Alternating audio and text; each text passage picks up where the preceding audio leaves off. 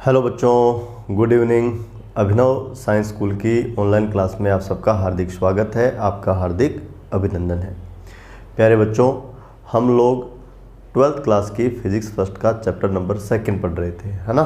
और चैप्टर का नाम था आपका गाउस का नियम तथा इसके अनुप्रयोग। और लास्ट लेक्चर में हम लोगों ने गाउस के नियम को डिस्कस किया था, ठीक है बच्चों। और आज हम इस चैप्टर को आगे बढ़ाते हैं।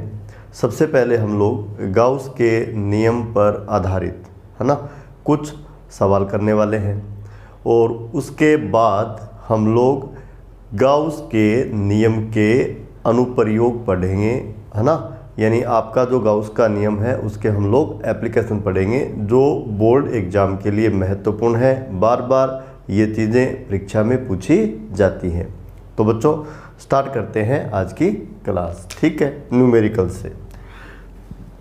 तो आपका सवाल क्या है? देखो बच्चों, आपका सवाल क्या है? आपको ऐसा दिया हुआ है कि एक अर्धगोलाकार पिंड है, ठीक है। और बच्चों इसके सेंटर पर एक चार्ज रखा हुआ है जिसका वैल्यू आपको दिया हुआ है Q। सेंटर पर एक चार्ज रखा हुआ है और इसका वैल्यू आपको कितना दिया हुआ है Q, ठीक है। और आपसे ये पूछा जाता है कि जो ये अर्धगोलाकार पिंड है इससे पारित विद्युत फ्लक्स क्या होगा, है ना। यानी इलेक्ट्रिक फ्लक्स पूछा है बच्चों। तो नो डाउट आप लोग जानते हो बच्चों, सिंगल पॉजिटिव चार्ज है, रेडियली आउटवर्ड फील्ड लाइन मिलेंगे, ऐसे ऐसे ऐसे ऐसे ऐसे, है ना। ये वाले लाइन इसको क्रॉस करके जा रहे हैं, पास करके जा रहे हैं। आपको उनका नंबर चाहिए, यानी आपको क्या चाहिए? इलेक्ट्रिक फ्लक्स चाहिए, ठीक है ना। चलो कोशिश करते हैं हम लोग कि इस पे हम गाउस का नियम लगा दें, बट हम लोग अभी गाउस का नियम नहीं लगा सकते, है ना। बच्चों गाउस का नियम जब आपको लगाना होता है तो आपको एक बात का ख्याल रखना होता है कि चार्ज जो है वो ओपन नहीं होना चाहिए, खुला नहीं होना चाहिए, वो पैक होना चाहिए, है ना। जबकि इस वाले सवाल में हमें जो चार्ज दिया हुआ है वो ओपन है बच्चों। देखो ऊपर से खुला पड़ा है, ऊपर से खुला पड़ा है ना। आप इसको ऐसे समझो कि आपके पास एक एप्पल है, आपने एप्पल को बिल्कुल बीचों बीच काट लिया, ठीक है। तो बच्चों उसका नीचे वाला जो पार्ट है वो अर्धगोलाकार पिंड बन गया, ठीक है। और उस आधे भाग के सेंटर पर आपने किसी चार्ज को या किसी पार्टिकल को रख दिया, तो वो पार्टिकल आपका, वो चार्ज आपका ओपन है, पैक नहीं है, खुला नहीं है। तो गाउस का नियम लगाने के लिए सबसे पहले आपको चार्ज को पैक करना होता है, एक नंबर बात। और पैक करने के साथ साथ आपको सिमेट्री का भी ध्यान रखना होता है। तो प्यारे बच्चों हम लोग क्या काम करेंगे? गाउस का नियम इस पर लगाने के लिए इस वाले चार्ज को पैक करेंगे। और पैक करने के लिए हम ठीक ऐसा ही एक अर्धगोलाकार पिंड, है ना, नीचे वाले अर्धगोलाकार पिंड के ऊपर रख देते हैं। ये देखो रख दिया। अब देखो बच्चों आपका ये चार्ज पैक हो गया, ठीक है। अब ये पूरा एक फुटबॉल जैसा गोली है, बंद पृष्ठ बन गया कंप्लीट, है ना। ऐसा कंप्लीट बंद पृष्ठ बन गया। और ये चार्ज अब इसके अंदर क्या हो गया? पैक हो गया। और पैक वाले चार्ज के लिए, परिबद्ध वाले चार्ज के लिए हम लोग गाउस का नियम लगा सकते हैं। तो यदि मैं आपसे ये पूछूं कि आपको जो ये कंप्लीट गोलीय बंद पृष्ठ नज़र आ रहा है, इससे पारित नेट फ्लक्स क्या होगा? तो आप बोल सकते हो कि गाउस के नियम से इससे पारित जो नेट फ्लक्स है, इससे पारित जो नेट फ्लक्स है उसका वैल्यू होगा परिबद्ध कुल आवेश जो आपका Q है ना भाई। ये सारा का सारा जो Q चार्ज है वो इस गोलीय बंद पृष्ठ के द्वारा परिबद्ध है, इसके अंदर पैक है। और डिवाइडेड बाय आप क्या लिखोगे? एप्सिलॉन नॉट, ठीक है बच्चों। इसको मैंने बोल दिया आपका 1 नंबर इक्वेशन, ठीक है। जबकि आपको तो इस पूरे से नहीं चाहिए था, आपको तो केवल नीचे वाले पार्ट से चाहिए था। तो बच्चों यहाँ देखो सिमेट्री है ना। जैसा पार्ट देखो बच्चों नीचे की ओर है, जैसा पार्ट देखो बच्चों नीचे की ओर है, ठीक वैसा ही पार्ट कहाँ है? ऊपर की ओर, है ना। इसका मतलब इस चार्ज से जो फील्ड लाइंस निकलेंगे या जो फ्लक्स होगा वो इन दोनों में बराबर बराबर बंटना है, बराबर बराबर बंटना है। इसका मतलब क्या हुआ कि टोटल से, यानी इन दोनों अर्धगोलाकार पृष्ठों से नीचे वाले अर्धगोलाकार पृष्ठ को यदि मैं बोलूँ 1 नंबर और ऊपर वाले को यदि मैं क्या बोल देता हूँ 2 नंबर, दोनों से पास होने वाला यदि ये है तो 1 से पास होने वाला इसका हाफ होगा। तो आप क्या लिखोगे, आप ये लिखोगे इसलिए अर्धगोलाकार पिंड बोल दो, पृष्ठ बोल दो, पृष्ठ से निर्गत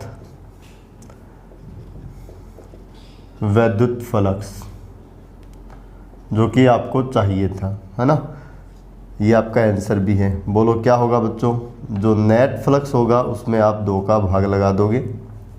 किसका भाग लगा दोगे, 2 का। तो फाइनली ये कितना आ जाएगा, QY 2ε0, और ये हो जाएगा आपका आंसर। ठीक है। अब यदि आप इस चीज़ को समझना चाहो तो आप आसानी से इस बात को समझ भी सकते हो। बच्चों देखिए, हम लोग यदि इस Q चार्ज के लिए फील्ड लाइन ड्रॉ करें तो कुछ ऐसी आएगी, है ना, कुछ ऐसे लाइन्स आएंगे, रेडियली आउटवर्ड वाले लाइन्स आएंगे, है ना, रेडियली आउटवर्ड वाले लाइन्स आएंगे। देखो ऐसे रेडियली आउटवर्ड लाइन आएंगे बेटा, रेडियली आउटवर्ड वाले लाइन्स आएंगे, ऐसे वाले लाइन्स आएंगे। तो आप इजीली देख सकते हो जो आपका ऊपर वाला अर्धगोलाकार पृष्ठ है, इससे कितने लाइन पास हो रहे हैं। तो यहाँ देखो मैंने 3 लाइन ड्रॉ की हैं, है ना। तो इससे टोटल जो फ्लक्स निकल रहा है ऊपर वाले पार्ट से अपर वाले पार्ट से, वो आपका कितना है, 3। अब यदि बॉटम वाले से देखो तो बॉटम वाला पार्ट ये है, इससे भी जो टोटल लाइन पास हो रहे हैं उनका नंबर बोलो कितना है, 3। यानी 5 अपर और जो 5 बॉटम है वो आपका क्या है, इक्वल। तो भैया आप लोगों ने तो गाउस का नियम जो लगाया था ना, तो अपर प्लस बॉटम दोनों के लिए निकाल लिया था। जो आपका ये आया था इसका मतलब ये कितना था, 6। तो आपको इसके लिए चाहिए या आपको इसके लिए चाहिए, है ना। तो जो नेट था उसको यदि आप 2 से डिवाइड कर दोगे तो आपके पास किसी एक पार्ट से आ जाएगा, है ना। तो इस प्रकार के जो प्रॉब्लम होते हैं उनको बच्चों इस प्रकार से सोल्व कर लेते हैं। चार्ज को पैक कर देते हैं और पैक करने के लिए सिमेट्री का ध्यान रखते हैं, है ना। जैसे मैं एक सिंपल सवाल आपको और बताऊं, एक सिंपल सा एक न्यूमेरिकल आपको और बताऊं बच्चों। मान लीजिए आपको ऐसा दिया हुआ है कि एक बेलनाकार बंद पृष्ठ है, ठीक है बच्चों, और यहाँ पर एक चार्ज Q रख दिया गया है ना। बेलनाकार बंद पृष्ठ है, इसका जो ऊपर वाला फलक है, ऊपर वाला जो फलक है उस पर बेटा Q चार्ज रख दिया गया है, ठीक है। आपसे पूछे कि इससे पारित फ्लक्स क्या होगा, ठीक है।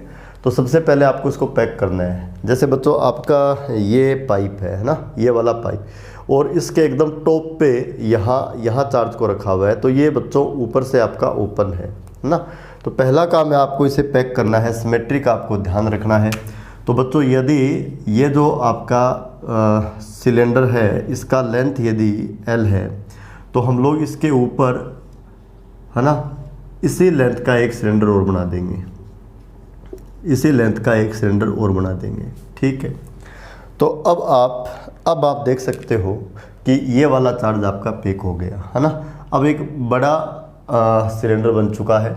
ऊपर वाला पृष्ठ ये रहा, नीचे वाला पृष्ठ देखो ये रहा, है ना, और इसके चारों ओर जो आपको वक्र पृष्ठ भी नज़र आ रहा है, और ये वाला चार्ज अब इसके अंदर पैक हो गया।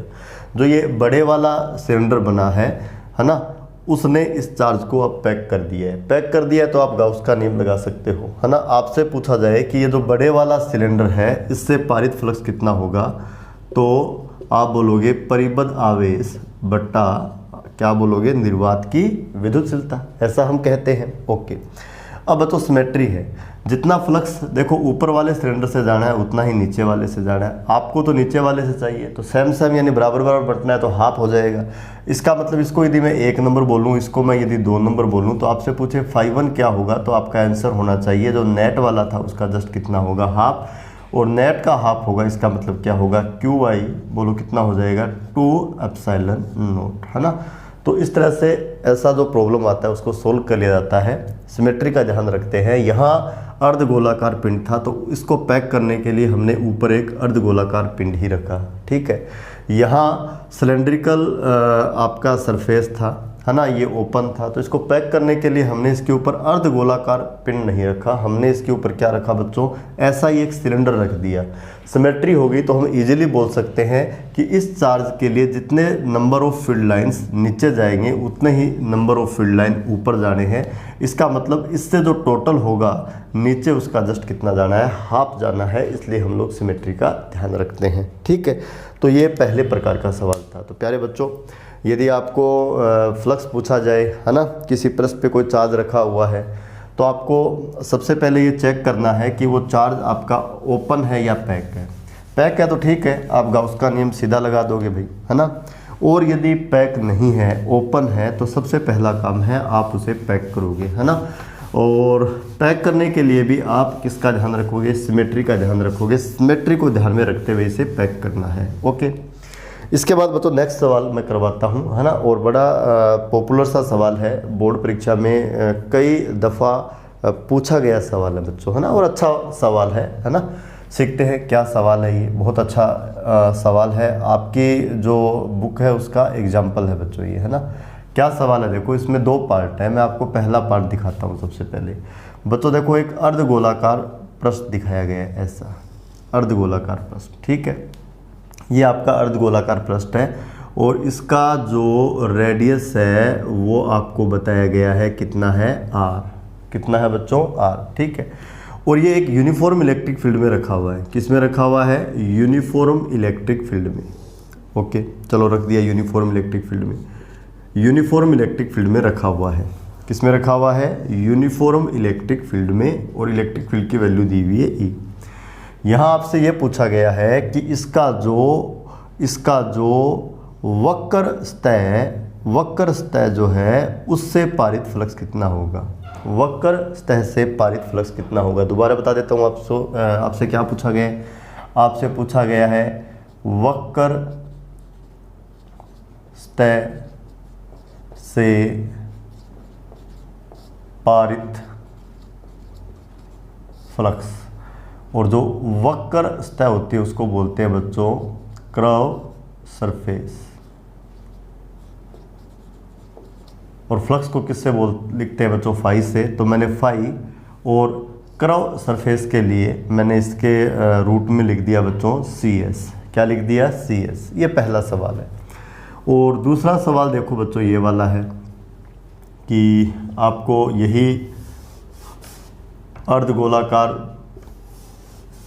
पृष्ठ दिया हुआ है इस प्रकार का। देखो ये अर्धगोलाकार पृष्ठ दिया हुआ है, ऐसा ये दिया हुआ है।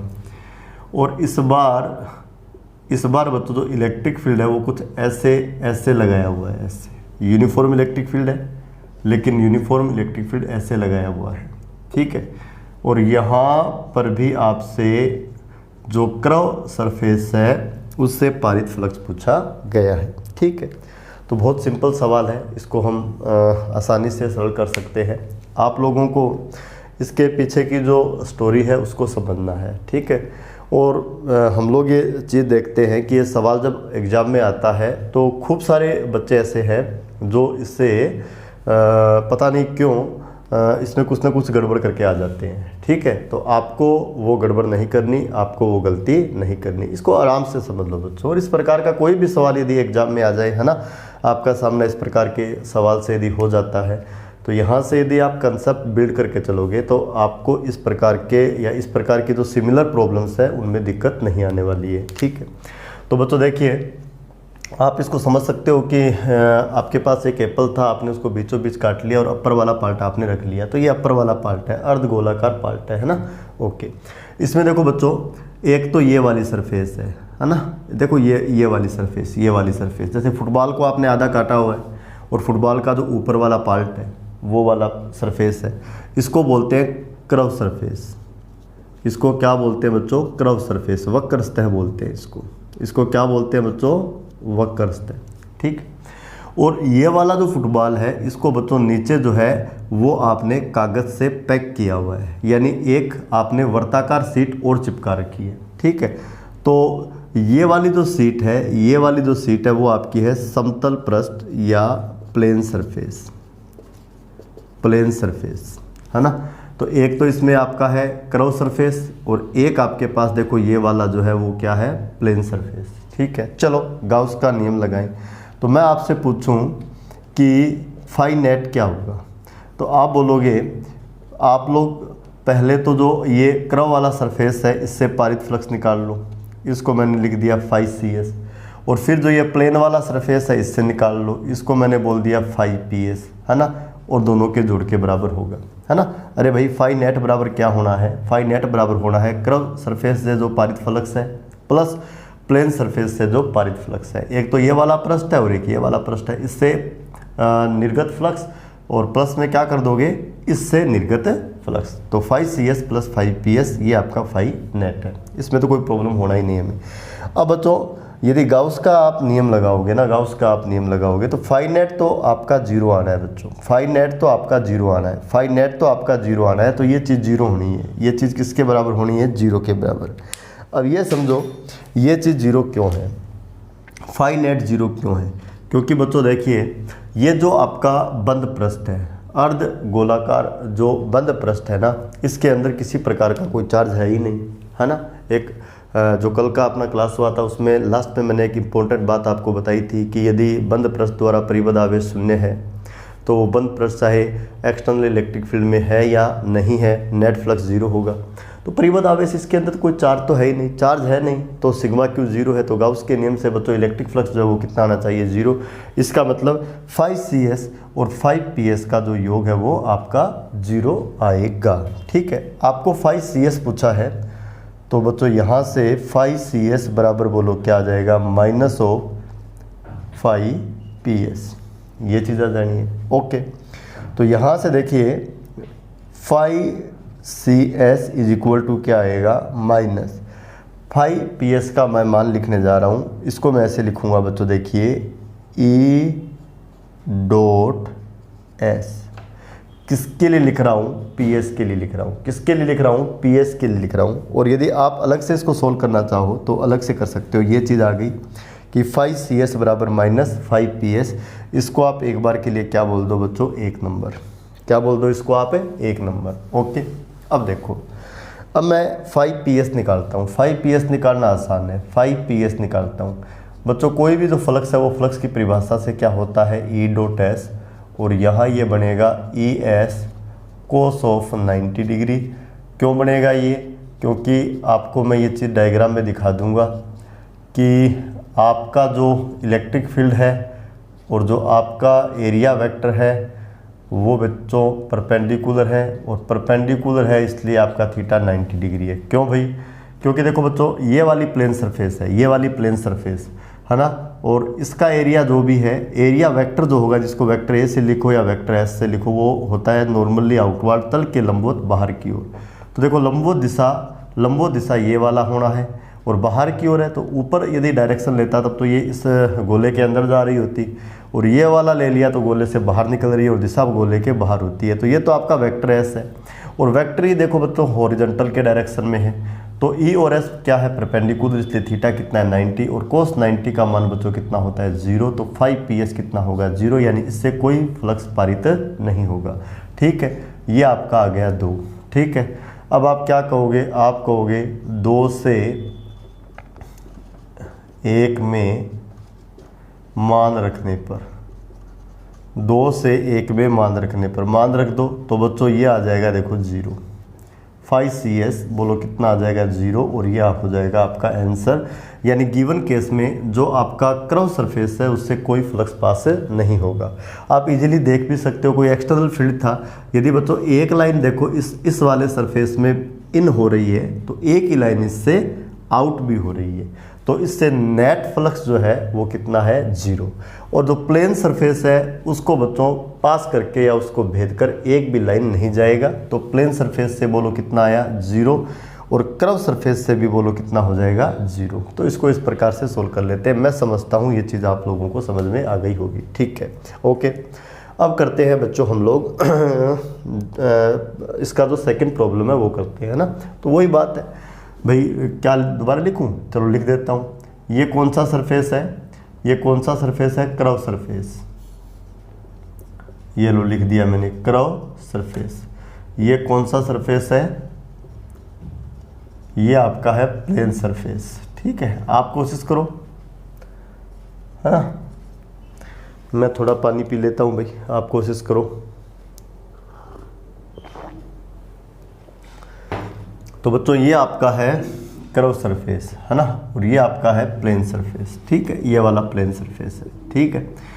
अब वही बात है, इसके लिए मैं नेट लिखूंगा ना, नेट, तो नेट क्या आएगा, कर्व सरफेस वाला प्लस प्लेन सरफेस वाला, और परिबद्ध आवेश तो कुछ है ही नहीं, तो गाउस के नियम से आप यदि फाई नेट निकालोगे तो सिग्मा क्यू 0 है तो फाई नेट भी क्या आ जाएगा, 0, और ठीक ऐसे ही फाई कर्व सरफेस किसके बराबर आ जाएगा, माइनस फाई प्लेन सरफेस, ये आ गया।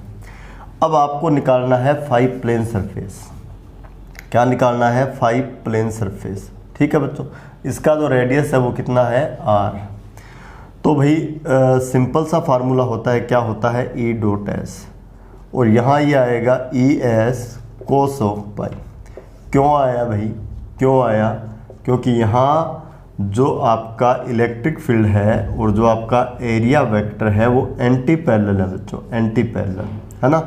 एंटी पैरेलल कैसे है, देखो वेक्टर एस नॉर्मली आउटवर्ड होता है, नॉर्मली आउटवर्ड होता है, तो आउटवर्ड का जो डायरेक्शन है वो बच्चों नीचे की ओर होगा यहाँ, है ना।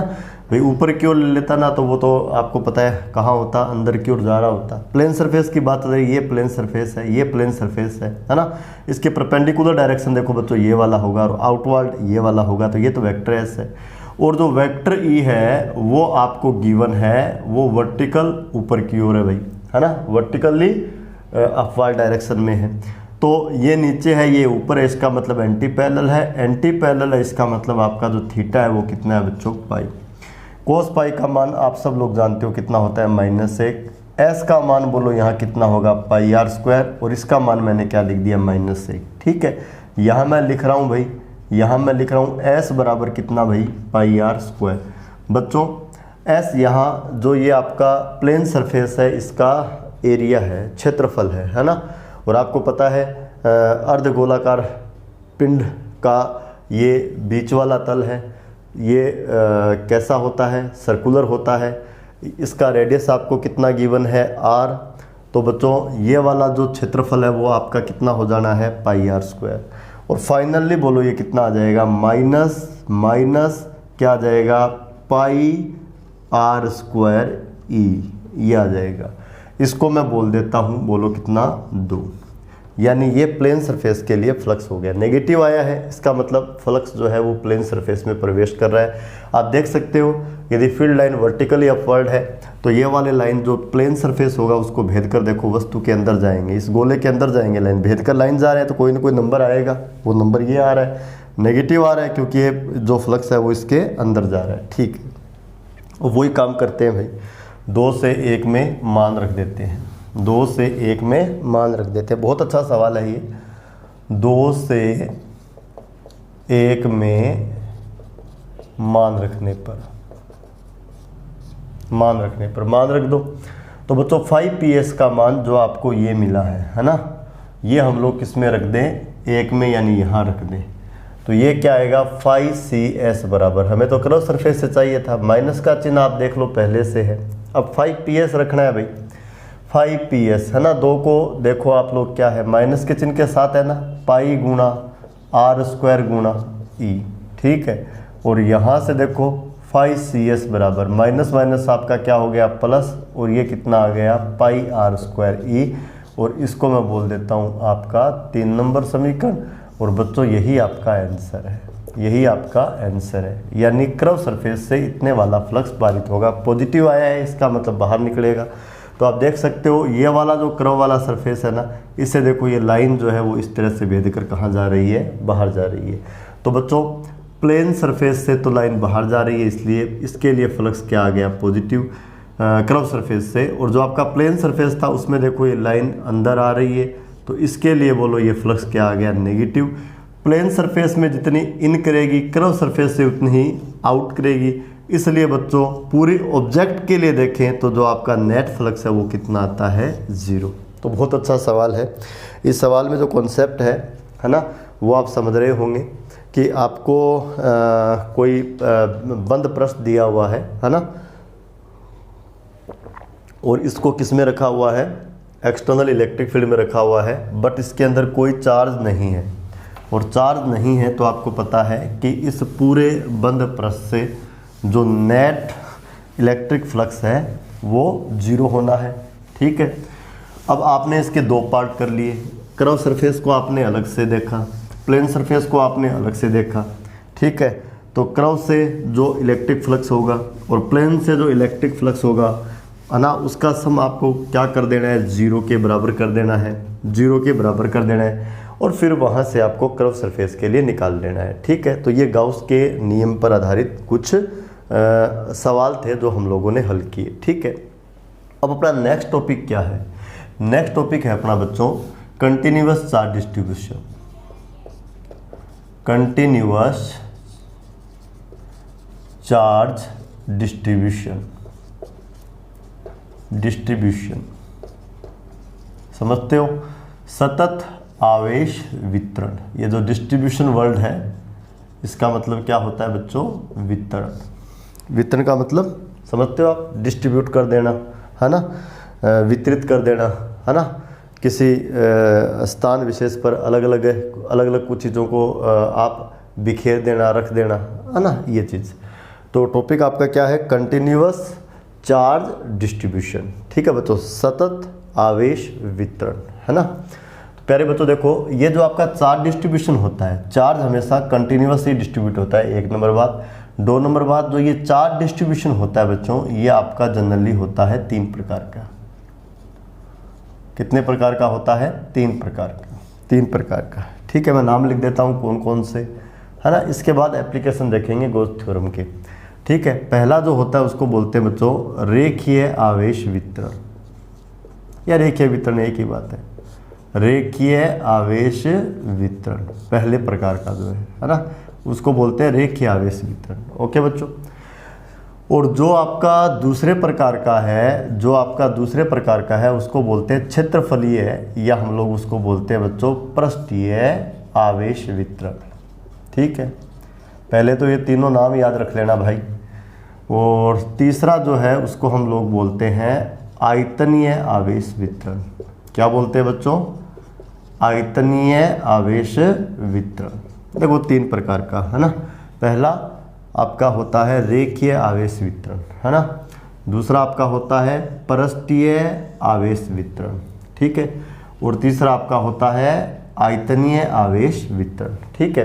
तो जो आपका चार्ज डिस्ट्रीब्यूशन होता है वो आपका 3 प्रकार का होता है, 3 तरह का होता है, ठीक है। रेखीय आवेश वितरण, पृष्ठीय आवेश वितरण, और उसके बाद आपका क्या है, आयतनीय आवेश वितरण। अब बच्चों ये रेखीय आवेश वितरण क्या है, तो बड़ा सिंपल है। आपका जब कोई भी चार्ज लंबाई के रूप में वितरित हो या लंबाई के अनुदिश वितरित हो, लंबाई के अनुदिश वितरित हो, तो हम लोग इसको बोल देते हैं बच्चों रेखीय आवेश वितरण। कैसे, जैसे मान लीजिए आपके पास एक वायर है, ठीक है, और आप लोगों को इसे कोई चार्ज देना है, मान लीजिए +Q चार्ज, ठीक है। तो वो सारा का सारा जो चार्ज है वो आप इसको इस प्रकार से दे सकते हो, कुछ प्लस यहाँ दे दिया, कुछ यहाँ दे दिया, कुछ यहाँ दे दिया, इस प्रकार से दे सकते हो, इस प्रकार से दे सकते हो। तो यहाँ ये चार्ज यहाँ से लेके यहाँ तक डिस्ट्रीब्यूट हो गया और एक लेंथ के रूप में डिस्ट्रीब्यूट हुआ है, लंबाई के रूप में वितरित हुआ है, इसलिए इसको क्या बोलते हैं, रेखीय आवेश वितरण, है ना, लंबाई के रूप में या एक रेखा के रूप में, ठीक है। ठीक इसी प्रकार मान लीजिए बच्चों आपके पास एक वायर था और वायर से आप लोगों ने रिंग बना लिया ऐसा, ठीक है। तो रिंग में भी आपका लेंथ ही होता है ना। यदि ये रिंग आपने बनाया है, इसका रेडियस, यदि रिंग आपने जो बनाया है इसका रेडियस यदि r है, तो बच्चों इसका जो लेंथ है ना, इसका जो लेंथ है वो 2πr होगा। भाई सर्कल का सरकमफ्रेंस यही होता है ना।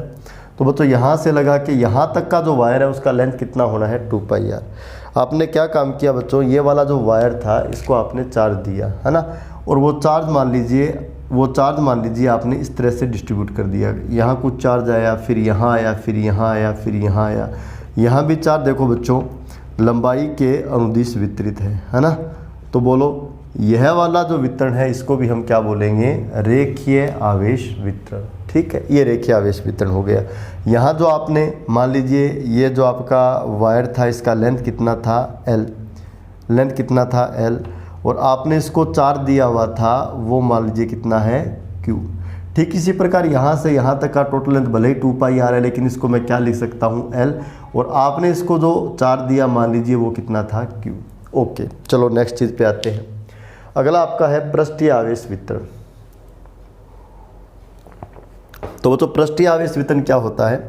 जब आपका आवेश जो है वो क्षेत्रफल पर वितरित हो या किसी पृष्ठ पर वितरित हो, क्षेत्रफल पर वितरित हो या फिर किसी पृष्ठ पर वितरित हो, है ना, तो उसको बोलते हैं बच्चों क्षेत्रफलीय या फिर क्या कहते हैं, पृष्ठीय आवेश वितरण, है ना। जैसे बच्चों आपका जो कॉपी है उसका एक पेज है आपके पास, ये एक पृष्ठ है ना, ये लो बच्चों पृष्ठ, है ना, इसको मैंने बोर्ड के तल के लंबवत रखा हुआ है, ये एक पृष्ठ है। तो इसमें क्षेत्रफल है बच्चों, इसमें देखो लेंथ भी है यानी लंबाई भी है, और लंबाई के साथ साथ देखो बच्चों इसमें आपका चौड़ाई भी है। इसका मतलब इसमें क्या है, क्षेत्रफल है, और उस क्षेत्रफल का मान आपका क्या है, लंबाई गुणा चौड़ाई। ठीक है, इसमें केवल लेंथ था, है ना, इसमें बच्चों चौड़ाई तो है नहीं, एकदम पतला सा वायर है ना, एकदम पतला सा वायर है, न इसमें लंबाई है ना, न इसमें मोटाई है, एकदम पतला सा तार है, एकदम पतला सा तार है, मोटाई नेग्लिजिबल है इसके लेंथ के सामने। तो इसमें केवल लेंथ है, इसमें लेंथ भी है यानी लंबाई भी है, और इसमें विड्थ भी है यानी चौड़ाई भी है। ओके, अब आपने क्या काम किया कि ये आपका जो पर्स था इसको आपने चार्ज दिया, और मान लीजिए बच्चों जो चार्ज है वो इसमें इस प्रकार से डिस्ट्रीब्यूट हो गया, इस प्रकार से डिस्ट्रीब्यूट हो गया, है ना। तो देखो ये इसके क्षेत्रफल में वितरित हुआ है या पृष्ठ में वितरित हुआ है, इसलिए इसको क्या बोलेंगे, पृष्ठीय आवेश वितरण। और कितने क्षेत्रफल में वितरित हुआ है, तो आंसर है बच्चों A क्षेत्रफल में, और कितना चार्ज है मान लीजिए Q। ठीक है, इसके बाद तीसरा आता है आयतनीय आवेश वितरण, है ना। अब तो आप समझ गए होंगे कि आपका जो चार्ज है ना वो किसी वस्तु में इस प्रकार से वितरित हो कि वह पूरे के पूरे आयतन में फैला हुआ हो, है ना, या आयतन में जो वितरित होता है, किस में वितरित होता है, आयतन में। ठीक है, फॉर एग्जांपल मान लीजिए आपके पास एक काठ का ब्लॉक है, क्या है आपके पास, एक काठ का ब्लॉक, है ना, ये आपके पास एक काठ का ब्लॉक है। तो बच्चों आप देखिए आपके पास इसमें लेंथ भी है, ये आपका लेंथ है ना, आपके पास इसमें बच्चों विड्थ भी है, ये आपका बी, और आपके पास इसमें हाइट भी है, और ये देखो आपका क्या है, हाइट। तो लंबाई भी है, चौड़ाई भी है, ऊंचाई भी है। इसका मतलब इसमें वॉल्यूम है, और वो वॉल्यूम आपका कितना है, LBH, यानी लंबाई गुणा चौड़ाई गुणा ऊंचाई। ठीक है, इसको आप 4 दे दो, इसको आप 4 दे दो, तो बच्चों इसमें जो चार्ज है, इसमें जो चार्ज है वो इसके सारे के सारे आयतन में वितरित होगा, यानी सारे के सारे आयतन में फैलेगा इस प्रकार से, है ना। तो देखो यहाँ चार्ज जो है वो आयतन के रूप में फैला हुआ है, आयतन के रूप में वितरित हो रखा है, इसको क्या कहा जाता है, आयतनीय आवेश वितरण, है ना।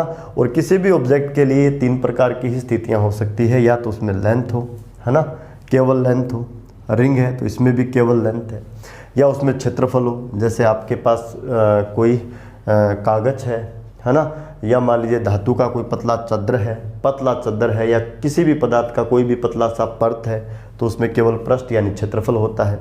या आपके पास किसी भी पदार्थ का बना हुआ कोई ब्लॉक है, तो उसमें आपका वॉल्यूम होता है ना। तो यदि आप चार्ज को वॉल्यूम में डिस्ट्रीब्यूट कर दोगे तो इसको बोलेंगे आयतनीय आवेश वितरण, और यदि पृष्ठ पर वितरित कर दोगे तो इसको बोलेंगे पृष्ठीय आवेश वितरण, और यदि लंबाई में यानी एक सरल रेखा में वितरित कर दोगे तो उसको हम क्या बोलेंगे, रेखीय आवेश वितरण। तो कितने प्रकार का वितरण हो गया, 3 प्रकार का। ठीक है, अब देखो बच्चों ये जो आपके वितरण है इन सब के लिए हम एक फिजिकल क्वांटिटी डिफाइन करते हैं, है ना, और बड़ा मेजर रोल प्ले करती है जब हम लोग जो आपके गोल्स थ्योरम है उसके एप्लीकेशन पढ़ते हैं, है ना, वहाँ ये जो कंसेप्ट है आपका, या ये जो हम फिजिकल क्वांटिटी डिफाइन कर रहे हैं, है ना, इनका अच्छा खासा रोल है, तो आपको इन्हें समझ लेना है। बच्चों रेखीय आवेश वितरण के लिए हम लोग एक क्वांटिटी डिफाइन करते हैं जिसको हम बोलते हैं रेखीय आवेश घनत्व। क्या बोलते हैं उसको, रेखीय आवेश घनत्व। और जो रेखीय आवेश घनत्व होता है उसको हम लोगों ने सिंबल दिया हुआ है लेमड़ा। क्या दिया हुआ है, लेमड़ा। ठीक है बच्चों, ठीक इसी प्रकार पृष्ठीय आवेश वितरण के लिए हम लोग डिफाइन करते हैं क्षेत्रफलीय आवेश घनत्व या पृष्ठीय आवेश घनत्व, पृष्ठीय आवेश घनत्व, और इसको हमने सिंबल दिया हुआ है सिग्मा। क्या दिया हुआ है? सिग्मा। और आयतनीय आवेश वितरण के लिए हमने जो क्वांटिटी डिफाइन की हुई है उसको हम बोलते हैं आयतनीय आवेश घनत्व। क्या बोलते हैं बच्चों? आयतनीय आवेश घनत्व, और इसको हम लोग लिखते हैं रो से। किससे लिखते हैं? रो से। ये 3 प्रकार की चार्ज डेंसिटी है ना। जो लंबाई वाली है उसको हम बोलते हैं रेखीय आवेश घनत्व, जो पृष्ठ वाली या क्षेत्रफल वाली है उसको बोलते हैं पृष्ठीय आवेश घनत्व, और जो आयतन वाली है उसको हम बोलते हैं आयतनीय आवेश घनत्व। डिफाइन कैसे किया जाता है? Charge per unit length. Charge को यदि कैपिटल क्यू से लिखा है तो यहाँ कैपिटल क्यू लिख दो। चार्ज पर यूनिट लेंथ आपका क्या कहलाता है? लीनियर चार्ज डेंसिटी, और इसको किससे लिखते हैं? लेमड़ा से, है ना। सरल भाषा में बोलूँ तो ऐसा बोल दूंगा भाई, चार्ज पर यूनिट लेंथ है यानी एकांक लंबाई पर आवेश। भाई यहाँ से लेके यहाँ तक टोटल लेंथ कितना था? L, तो L लंबाई पे चार्ज कितना? Q, तो एकांक लंबाई पे कितना होगा? Q बट्टा L। और जो एकांक लंबाई पे चार्ज होता है यानी चार्ज बट्टा लेंथ यानी एकांक लंबाई पे जो चार्ज होता है उसको हम बोलते हैं चार्ज डेंसिटी, और किससे लिखते हैं? लेमड़ा से। तो लेमड़ा बराबर आपका बन गया है Q बट्टा L। ठीक है। पृष्ठीय आवेश घनत्व है तो ये होता है बच्चों charge on per unit area. ठीक है। और इसको किससे लिखते हैं? सिग्मा से। भाई ये जो कागज़ था इसका क्षेत्रफल मान लो A था, तो A क्षेत्रफल पर आपने टोटल कितना चार्ज डिस्ट्रीब्यूट किया हुआ था? Q।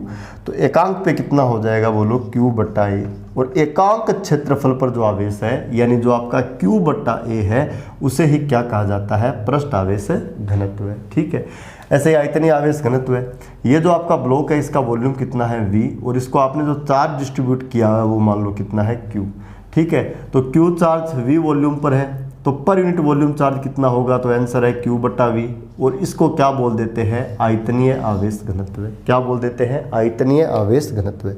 तो बच्चों 3 सिंपल फिजिकल क्वांटिटी यहाँ हमने डिफाइन किए हैं, है ना। एक क्वांटिटी आपका क्या है? रेखीय आवेश घनत्व यानी लेमड़ा बराबर Q बट्टा L यानी एकांक लंबाई पर वितरित आवेश।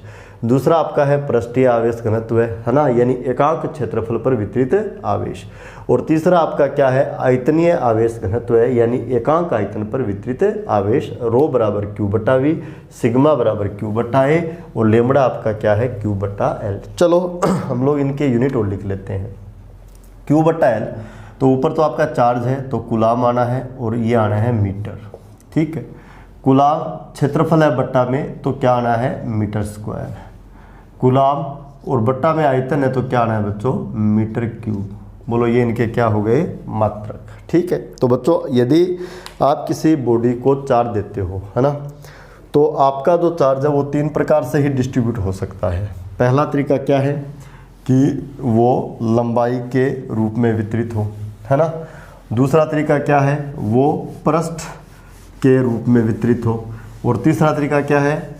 आयतन के रूप में वितरित हो, है ना। लंबाई के अनुदिश वितरित हो जाता है तो रेखीय आवेश वितरण, पृष्ठ वाले के लिए तो पृष्ठीय आवेश वितरण, और आयतन के रूप में वितरित हो रहा है तो आयतनीय आवेश वितरण। और सबके लिए हमने अलग अलग डेंसिटी डिफाइन कर दी। लैम्बडा आपका रेखीय आवेश घनत्व है, सिग्मा आपका क्या है? पृष्ठीय आवेश घनत्व है, और रो आपका क्या है? आयतनीय आवेश घनत्व है। ठीक है। तो ये क्या था बच्चों? ये था आपका कंटिन्यूअस चार्ज डिस्ट्रीब्यूशन। ठीक है। अब हम लोग देखेंगे जो आपका गोज थ्योरम है या जो आपका गोज लॉ है उसके एप्लीकेशन यानी अनुप्रयोग, है ना। तो जब मैं आपको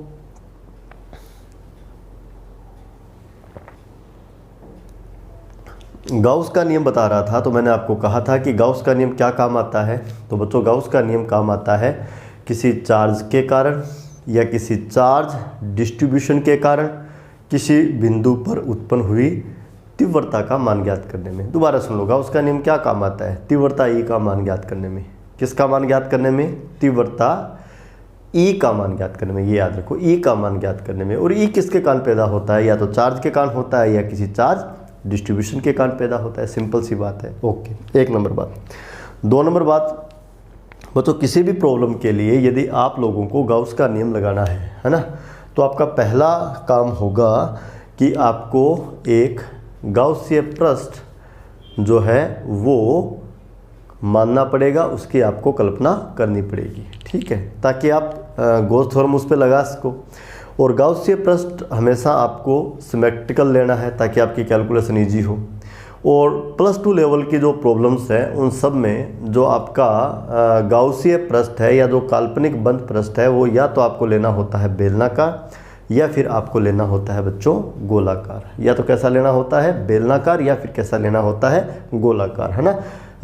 ये बेलनाकार गोलाकार शेप वाले जो गाउसीय पृष्ठ है इनसे +2 लेवल तक की सारी जो प्रॉब्लम्स है वो सोल्व हो जाती है। इवन नीट और IIT बेस्ड प्रॉब्लम भी जो है वो अधिकतर इस प्रकार के ही गाउसीय पृष्ठ के हेल्प से सोल्व हो जाती है। ठीक है, तो पहला हमारा प्रॉब्लम देखते हैं, पहला एप्लीकेशन देखते हैं हम लोग। पहला एप्लीकेशन हमारा क्या है देखिए, और एग्ज़ाम के पॉइंट ऑफ व्यू से देखें तो ये आपका एक महत्वपूर्ण सवाल भी है। ठीक है महत्वपूर्ण सवाल है भाई, परीक्षा में कई बार पूछा गया है और इस बार भी इसके आने के चांस है। फिर बताता हूँ, इलेक्ट्रोस्टैटिक्स में 3 नंबर का या 4 नंबर का जो सवाल आता है वो जो आपका गॉस थ्योरम है उसके एप्लीकेशन से आता है ना। और वो एप्लीकेशन हमने आज स्टार्ट की है और आज हम लोग देखेंगे इसका पहला एप्लीकेशन, है ना, पहला अनुप्रयोग क्या है। सवाल आपका ये है कि आपके पास समरूप आवेशित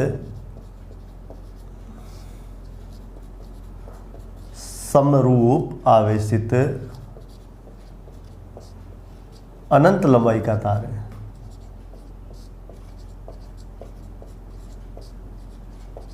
और आपको उसके कारण विद्युत क्षेत्र की तीव्रता का मान ज्ञात करना है। क्या है आपके पास बच्चों, आपके पास है समरूप आवेशित अनंत लंबाई का तार, है ना।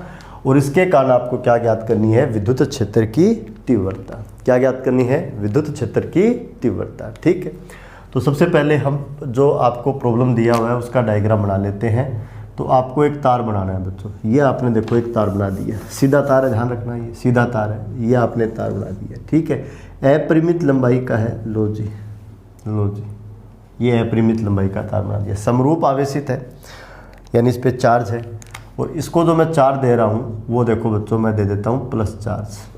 कौन सा चार्ज दे रहा हूँ, प्लस चार्ज। ये मैंने इसको प्लस चार्ज दे दिया, ये समरूप आवेशित हो गया। ठीक है, plus plus plus plus plus plus अपरिमित लंबाई का है। ठीक है, तीव्रता ज्ञात करनी है तो मान लीजिए हमें तीव्रता ज्ञात करनी है इसके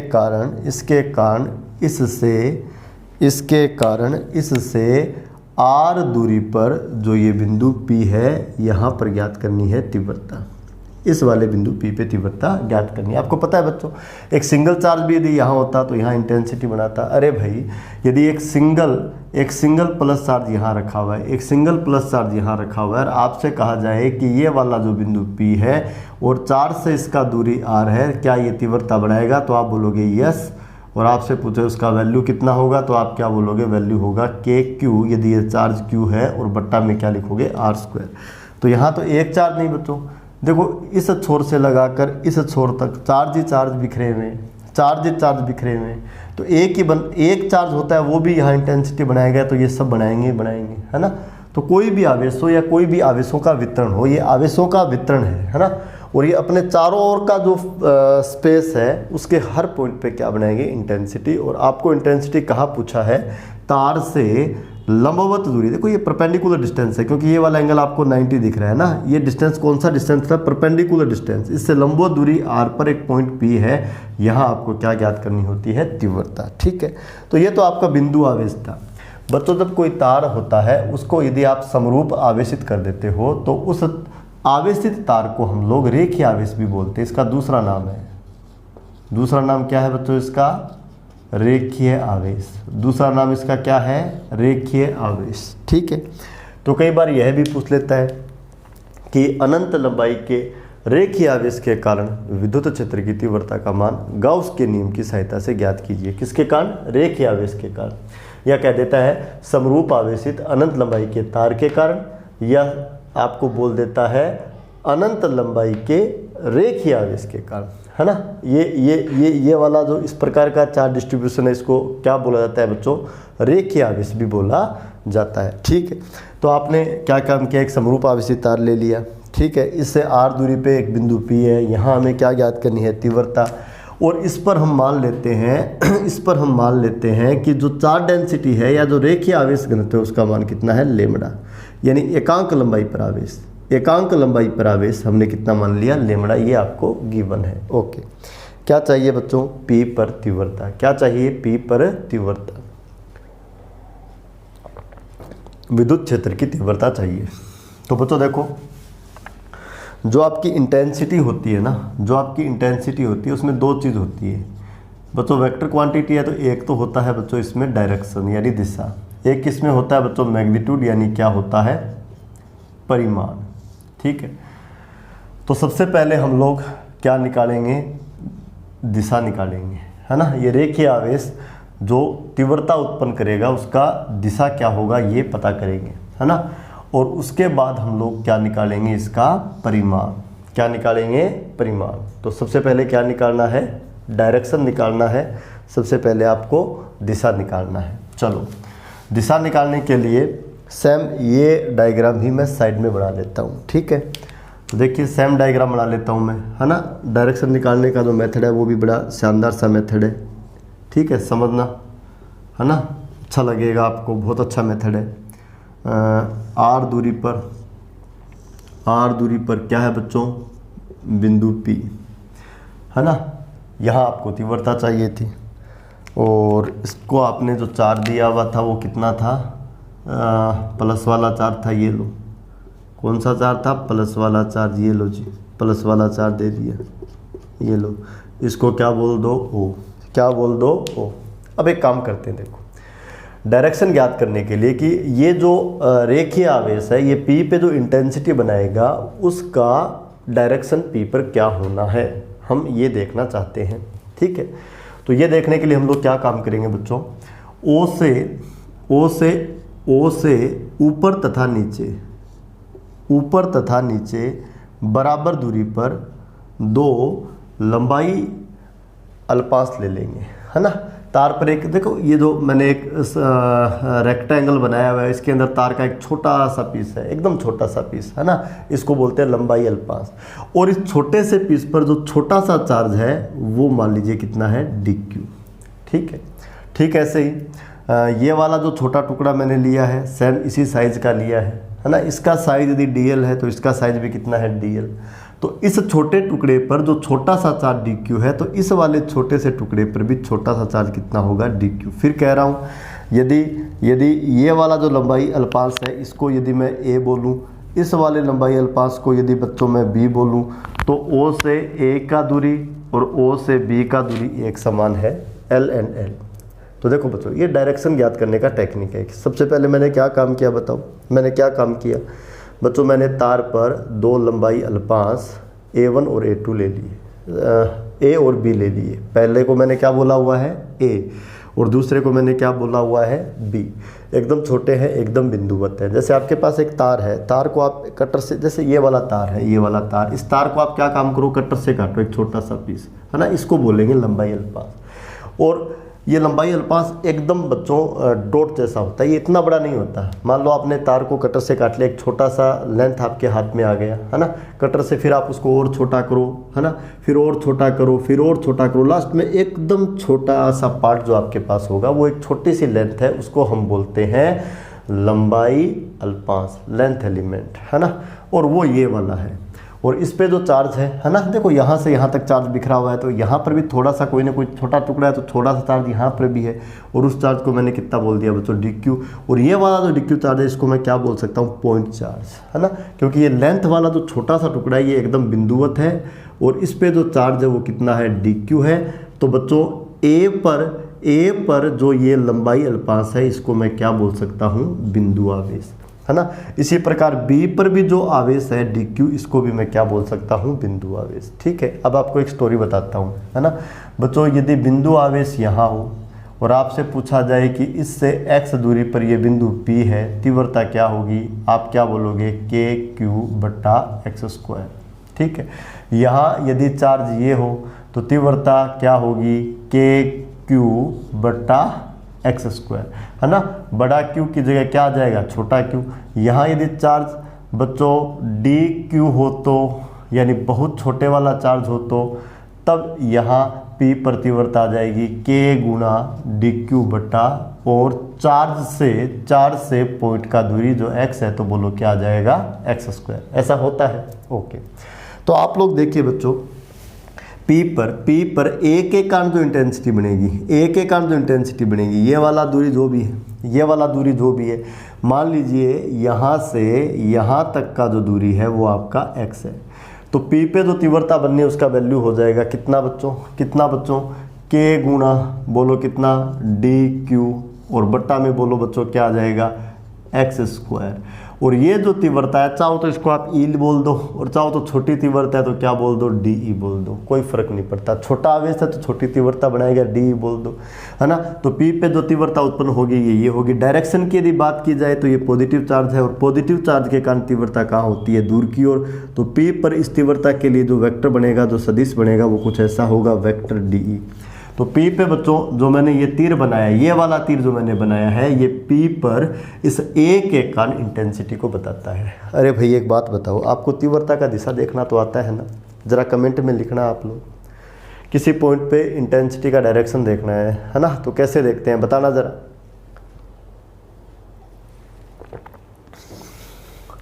P पर पॉजिटिव चार्ज रख दो बच्चों, है ना। ये भी पॉजिटिव है, रिपेल करेगा। और रिपल्सन का जो फोर्स का डायरेक्शन है ना, जो फोर्स का डायरेक्शन है ना बच्चों, पॉजिटिव चार्ज पर जो फोर्स का डायरेक्शन है वो इंटेंसिटी का डायरेक्शन होगा और पॉजिटिव के लिए वो डायरेक्शन ऑलवेज क्या होगा, दूर की ओर। तो ये वाला इंटेंसिटी आ गया। ओके, अब जो बी वाला है उसके लिए देखें, तो बी पे जो चार्ज डी क्यू है ना, ये बिंदु आवेश, इसका बच्चों पी से जो दूरी है वो भी एक्स होना है ना। क्योंकि देखो ये ए जितना ऊपर है बी उतना ही नीचे लिया है, तो ये दोनों साइड तो बराबर है, ये वाला साइड कॉमन है ना। तो जो ऊपर वाला त्रिभुज 1 नंबर है, जो नीचे वाला त्रिभुज 2 नंबर है, इनके जो हाइपोटेनियस है, इनके जो कर्ण है वो बोलो क्या होंगे, इक्वल होंगे। तो ये x है तो ये भी x होगा। इसका मतलब ये P पर जो इंटेंसिटी डेवलप करेगा उसका वैल्यू सेम आना है, यानी DE ही आना है ना। बट डायरेक्शन देखो क्या होगा, इस वाले के कारण P पे इंटेंसिटी, तो इसके लिए P पे जो इंटेंसिटी बनेगी बच्चों, P पे जो इंटेंसिटी बनेगी उसको देखो इस वाले वेक्टर से मैं शो करूंगा, वेक्टर DE, है ना। पॉजिटिव चार्ज के कारण जो आपका इंटेंसिटी होता है वो दूर की ओर होता है, तो ये पॉजिटिव है, इसके कारण दूर की ओर यानी इधर होना है। ठीक है, तो P पे बच्चों मैंने कितने एरो बना दिए, तो आंसर है मैंने 2 एरो बना दिए। तो P पे कितने इंटेंसिटी होने हैं, 2। कितने इंटेंसिटी होने हैं, 2। एक तो A के कारण और एक B के कारण। A के कारण P पे इंटेंसिटी इधर होगा और B के कारण P पर इंटेंसिटी इधर होगा, यानी दोनों इंटेंसिटी अलग अलग है बट उनके मैग्नीट्यूड सेम है। मैग्नीट्यूड ये वाले आने हैं। यदि A के कारण P पर इंटेंसिटी का मैग्नीट्यूड DE है तो B के कारण भी P पर इंटेंसिटी कितना होगा, DE। 1 नंबर काम तो हो गया। ये नेट चाहिए। तो बच्चों आप इन तीव्रताओं के एक तो OP की दिशा में और एक OP की लंबवत दिशा में कंपोनेंट ले लो, घटक ले लो। एक तो OP की दिशा में, है ना, और एक OP की लंबवत दिशा में। तो आपको इसके लिए क्या चाहिए, एंगल चाहिए। क्या चाहिए, एंगल चाहिए। चलो एंगल की कहानी भी लिख देते हैं, एंगल की स्टोरी भी इसमें जमा देते हैं। तो आप लोग मान लो ये वाला एंगल आपका कितना है, अल्फा। तो ये अल्फा तो सिमेट्री है, ये भी अल्फा होगा। 1 नंबर 2 नंबर एक जैसे ट्राइंगल है बच्चों, इनमें हर चीज़ सेम है ना। तो ये अल्फा है तो ये वाला भी आपका क्या होना है, अल्फा होना है। सिंपल सी बात है। अब इसका जो OP का डायरेक्शन है ना, OP का जो डायरेक्शन है उसमें कंपोनेंट जो बनेगा, उसमें जो कंपोनेंट बनेगा उसको मैं लिख रहा हूँ, क्या लिखूँ बच्चों, DE कोस अल्फा। और ये वाला जो कंपोनेंट बनेगा इसको क्या लिखूँगा, DE साइन अल्फा। इसका काम पूरा, 2 कंपोनेंट हो गए। अब इसका ले लो, ये वाला अल्फा है तो इधर इसका कंपोनेंट क्या आएगा बच्चों, इधर इसका कंपोनेंट क्या आएगा, DE कोस अल्फा। और इधर वाला कंपोनेंट क्या आएगा, DE साइन अल्फा। इसका काम भी हो गया। चलो अब देखो बच्चों, P पर आपने 2 वेक्टर की जगह 4 वेक्टर बना दिए, 2 एरो की जगह 4 एरो बना दिए। इस एरो को रिप्रेजेंट कर रहा है, देखो ये वाला एरो और ये वाला एरो, और इसको रिप्रेजेंट कर रहा है ये वाला और ये वाला। नेट चाहिए चारों का जोड़ करना है। तो ये दोनों तो देखो बच्चों परस्पर खत्म हो जाने हैं, क्योंकि दोनों मैग्नीट्यूड में सेम है और डायरेक्शन में अपोजिट है। तो हम बोलते हैं कि इनका जो योग है वो तो 0 हो जाना है भाई। Same in magnitude and positive direction, तो रिजल्टेंट क्या आएगा 0। इसको बोलते हैं, ये तो एक दूसरे को निरस्त कर देंगे। तो P पे जो इंटेंसिटी है वो केवल और केवल OP की दिशा में जो घटक है उनके कारण बचेगी, यानी DE cos अल्फा तथा DE cos अल्फा के कारण बचेगी।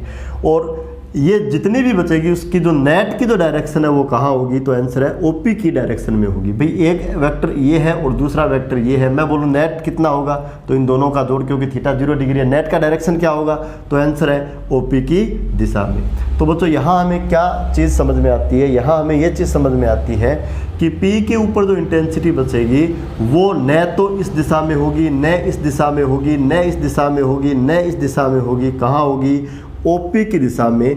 और OP की दिशा का मतलब है तार के अभिलंबवत, तार के अभिलंबवत। क्योंकि बच्चों ये वाला जो डायरेक्शन है P पर इंटेंसिटी का, ये वाला जो डायरेक्शन है वो तार के अभिलंबवत दिशा में है।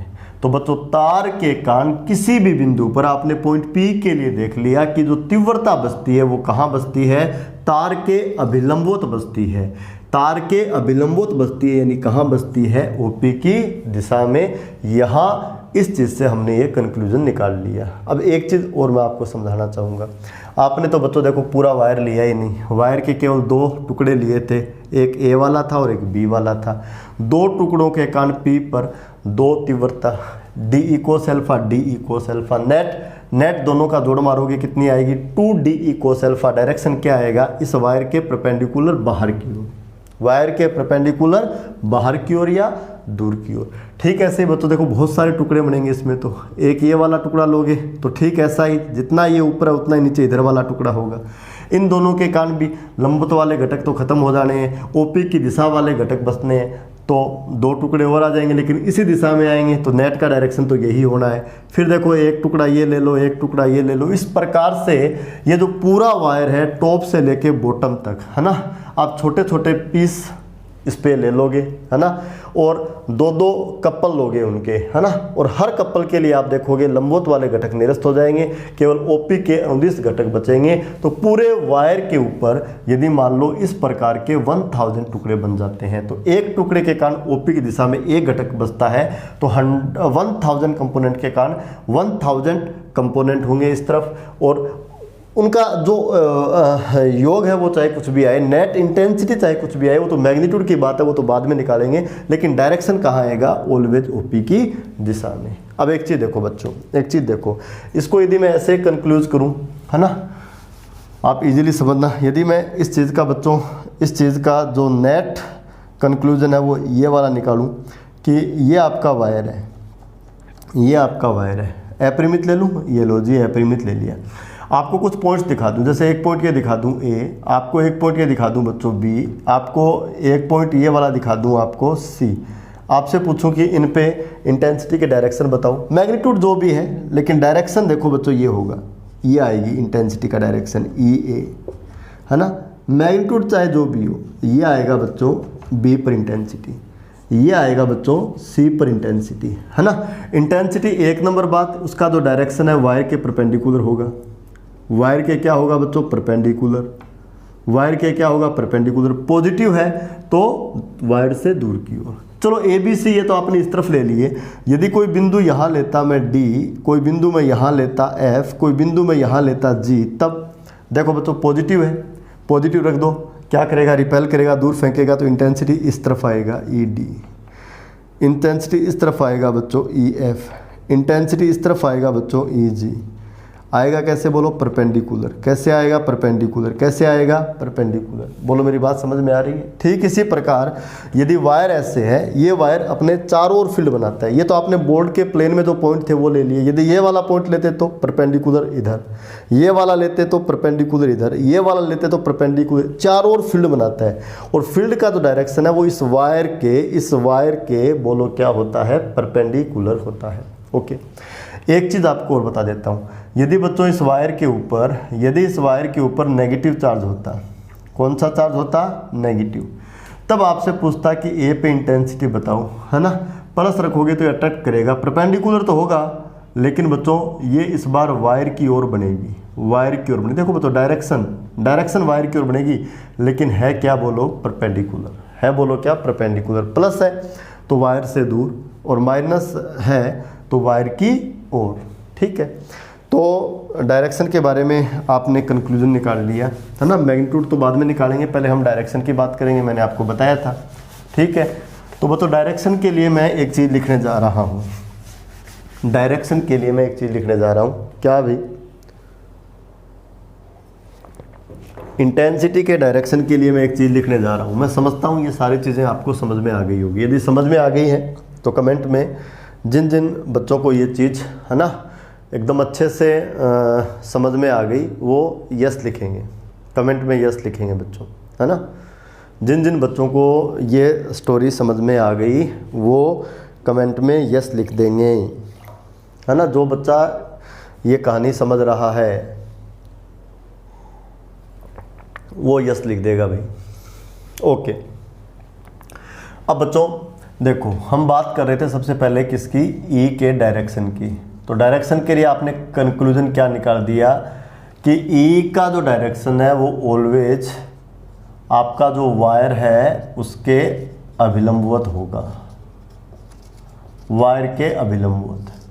और वायर पर यदि पॉजिटिव चार्ज है तो इसका मतलब वायर से बाहर यानी दूर, वायर से दूर की ओर। और यदि उस पर नेगेटिव चार्ज है तो वायर के समीप की ओर, वायर के समीप की ओर। हम लोग ऑलवेज क्या लेंगे, पॉजिटिव, तो दूर की ओर आएगा। तो बच्चों तीव्रता की जो दिशा है वो क्या होती है, तार के अभिलंबवत, तार के अभिलंबवत। पहला काम हो गया भाई, है ना। तो आपने रेखीय आवेश, कई बार देखो एग्जाम में सीधा सवाल आता है कि समरूप आवेशित अनंत लंबाई के तार के कारण तीव्रता का मान याद करो, है ना। डायरेक्शन पूछता ही नहीं, ठीक है। तो डायरेक्शन का जो मैंने करवाया था वो आपको नहीं करना, केवल और केवल आपको मैग्नीट्यूड निकालना है। कई बार ये कहता है कि दिशा बताओ और उसके बाद कहता है तीव्रता का मान याद करो, तब आपको डायरेक्शन के लिए भी वो कैलकुलेशन करनी पड़ेगी कि डी होता है, कंपोनेंट होते हैं, ये खत्म हो जाते हैं, ये बचते हैं, इसलिए ये वाला दिशा बचता है ना। ये सारा काम आपको अलग से करना पड़ेगा, ठीक है। उसके बाद आप यहाँ आओगे, ठीक है। अब हम इसका दूसरा पार्ट करेंगे। दूसरा पार्ट क्या है, तीव्रता का मान ज्ञात करना। क्या भाई, तीव्रता का मान ज्ञात करना, ठीक है। गाउस का नियम आपको लगाना है, गॉस थ्योरम आपको लगानी है, गाउसीय पृष्ठ यानी बंद पृष्ठ की कल्पना करनी पड़ेगी। और बच्चों यहाँ मैं जो बंद पृष्ठ लूँगा वो बच्चों मैं लूँगा आर त्रिज्या वाला। कितनी त्रिज्या वाला, आर त्रिज्या वाला, और एल लंबाई वाला। आर त्रिज्या वाला, एल लंबाई वाला, और बेलनाकार बंद पृष्ठ लूँगा। क्या लूँगा भाई, बेलनाकार बंद पृष्ठ लूँगा, बेलनाकार बंद पृष्ठ लूँगा। और ये जो मेरा बेलनाकार बंद पृष्ठ है ये इस समस्या के लिए, इस प्रॉब्लम के लिए हमारी गाउसीय पृष्ठ है। क्या है, हमारी गाउसीय पृष्ठ, याद रखना है। आर त्रिज्या वाला लूँगा और एल लंबाई वाला लूँगा, ठीक है। त्रिज्या कितनी, आर, त्रिज्या कितनी, आर। तार से आर दूरी पर बिंदु पी पे चाहिए, तो आर त्रिज्या वाला, आर त्रिज्या वाला। ये देखो इधर आर और इधर भी आर ले लेता हूँ, ये लो आर त्रिज्या वाला, ठीक है। और लंबाई कितनी बच्चों, एल। लंबाई कितनी बोलो बच्चों, एल। लंबाई कितनी बच्चों, एल। एल लंबाई वाला, कितनी लंबाई वाला, एल लंबाई वाला, है ना। और कितनी त्रिज्या वाला, आर त्रिज्या वाला, आर त्रिज्या वाला, है ना। ये बेलनाकार बंद पृष्ठ विचाराधीन ले लिया, ठीक है। बंद पृष्ठ है, देखो बच्चों ये ऊपर एक प्लेट है, समतल प्लेट है, शेप इसका सर्कुलर है। और ये भी समतल प्लेट है और शेप इसका सर्कुलर है। और ये वो पाइप वाला वक्र पृष्ठ है ना। तो इसमें तीन पृष्ठ बन गए, एक तो पाइप वाला वक्र पृष्ठ, एक ऊपर वाली प्लेट और एक नीचे वाली प्लेट। तीनों ने क्या बना दिया, बेलनाकार बंद पृष्ठ बना दिया। इसकी त्रिज्या कितनी है बच्चों, आर, और इसकी लंबाई मैंने कितनी ली हुई है, एल। लंबाई कितनी ली हुई है, एल। तो तीन पृष्ठ है। ये वाला जो पृष्ठ है बच्चों इसको मैं बोल देता हूँ वक्र पृष्ठ S1। ये वाला जो पृष्ठ है इसको मैं बोल देता हूँ बच्चों S2। और ये वाला जो पृष्ठ है इसको मैं क्या बोल देता हूँ बच्चों, S3। ये तीन पृष्ठ मिलकर एक बेलनाकार बंद पृष्ठ बनाते हैं। एक तो बच्चों वो पाइप वाला वक्र पृष्ठ, एक ऊपर वाला प्लेट और एक नीचे वाला प्लेट, है ना, तीनों मिलकर क्या बनाते हैं, बेलनाकार बंद पृष्ठ बनाते हैं। अब देखो आपको एक बात और बताता हूँ बच्चों, जब आपको गाउसीय पृष्ठ की कल्पना करनी होती है ना, तो गाउसीय पृष्ठ ऐसा लिया जाता है कि जिस बिंदु पर आपको तीव्रता ज्ञात करनी है वो बिंदु गाउसीय पृष्ठ पर उपस्थित होना चाहिए। आपको पॉइंट P पे इंटेंसिटी चाहिए थी, P पे चाहिए थी, है ना। P का वायर से दूरी कितना था, R, तो आपने बेलनाकार बंद पृष्ठ का त्रिज्या भी R लिया। इससे ज़्यादा ले लेते तो पॉइंट P अंदर रह जाता। यदि बेलनाकार बंद पृष्ठ का त्रिज्या इससे कम ले लेते तो इससे बाहर आ जाता। इसके बराबर ले लिया तो देखो ये इसके पृष्ठ पे आ गया। तो इस बात का आपको ध्यान रखना है कि आप लोगों को बेलनाकार बंद पृष्ठ की जो शेप है वो ऐसे लेनी है कि बिंदु P जिस पे आपको इंटेंसिटी चाहिए वो पृष्ठ पे आ जाए, ठीक है। तो ये आपसे मेरा आग्रह रहेगा, यहाँ निवेदन रहेगा, यदि इस प्रॉब्लम को यानी रेखीय आवेश वाले प्रॉब्लम को सोल्व करना चाहते हो तो आपको याद रखना है कि गाउसीय पृष्ठ किस प्रकार का लेना है, ठीक है। तो एक बार मैं आपको फिर बता देता हूँ, गाउसीय पृष्ठ कैसा लोगे, बेलनाकार। कैसा लोगे, बेलनाकार, ठीक है। उसकी त्रिज्या कितनी, R, और लंबाई कितनी, L। हो गया एक काम, ठीक है। तो आप कहोगे जी ठीक है गाउसीय पृष्ठ ले लिया, अब इसको कैलकुलेट कैसे किया